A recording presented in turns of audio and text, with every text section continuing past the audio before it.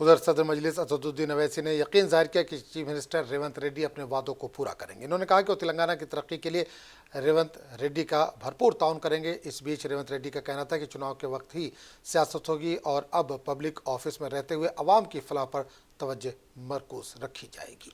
اور اس جیل چنچلگوڑہ کی زمین کو وہاں پر کے جی سے پی جی کیمپس ایک بنائیں گے تو اہلیان حیدرآباد کے پارلیمانی حلقے کے لوگوں کو ایک بہت بڑا اس سے فائدہ ہوگا.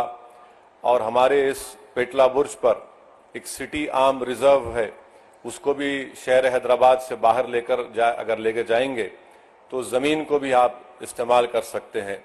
تو یہ میں امید کرتا ہوں کہ چیف منسٹر اس پر غور کریں گے. اور آخر میں چیف منسٹر صاحب، آپ نے ڈی ایس سی کا اعلان کیا، میں آپ کا شکریہ ادا کرتا ہوں. اردو میڈیم کے پوسٹ کو اگر آپ ڈی ریزرو کریں گے تو اس سے جو بچے اس ڈی ریزرو اگر نہیں کریں گے تو کئی پوسٹ خالی جائیں گے. جو کانسٹیٹیوشنل پروویژن ہے اس میں ریزرویشن کرنا پڑتا ہے. حکومت کے پاس ایک اختیار ہے کہ اس کو ڈی ریزرو کرے تو جو دوسرے بچوں کو بھی اردو میڈیم پوسٹ کا فائدہ ہوگا.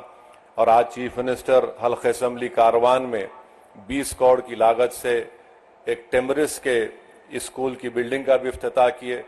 میں اس کا بھی شکریہ ادا کرتا ہوں اور ہم وزیر اعلیٰ سے امید کرتے ہیں کہ آپ ان تمام کاموں کی طرف آپ نظر ثانی کریں گے.